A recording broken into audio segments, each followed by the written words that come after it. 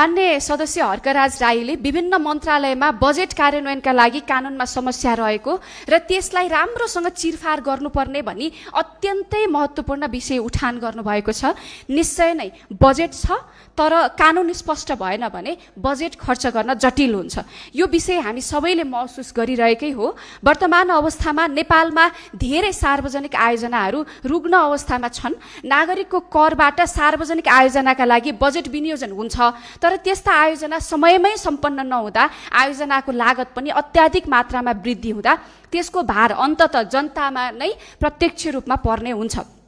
अझ पूर्वाधार सम्बन्धी यस प्रकारको विवादहरू अदालतमा गइसकेपछि सुनवाई र निरूपणको लागि निकै लामो समय लाग्ने र विवाद निरूपण नभइकन अरू कसैलाई ठेक्का पनि दिन नमिल्ने र सम्बन्धित व्यक्तिले पनि काम पूरा नगर्ने हुनाले पूर्वाधार निर्माणमा धेरै ढिला भएको हुनाले एकातिर राज्यको स्रोत साधनको पनि दुरुपयोग अर्कोतिर जनताले पनि दुःख शास्ति भोग्नुपर्ने भएकाले कानुन सुधारको लागि यसपटक कानुन न्याय तथा संसदीय मामिला मन्त्रालयले सो सम्बन्धमा अध्ययन समिति गठन गरे थियो।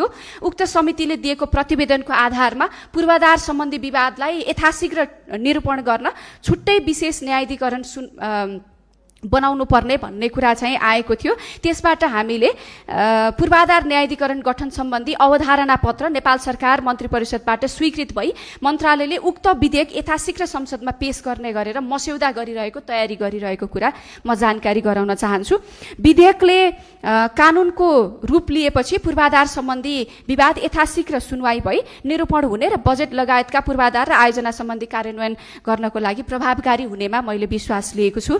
साथै कानुनमा सुधार चाहिन्छ भन्ने चाहिँ सबैतिर व्यापकै सुनिन्छ तर कुन कानुनमा के सुधार चाहिन्छ भन्ने विषय चाहिँ खासै आधिकारिक रूपमा आएको पाइँदैन। त्यसैले कानुन न्याय तथा संसदीय मामिला मन्त्रालयले अहिले मौजुदा कानुन अहिले भइरहेका कानुनहरूमा गर्नुपर्ने संशोधनका विषय अथवा तर्जुमा भइरहेका कानुनका मस्यौदालाई पनि अझ परिष्कृत गर्ने विषय केही छ भने कसैले सुझाव दिन चाहनुहुन्छ भनेदेखि वेब पोर्टल विकास गरेको छ।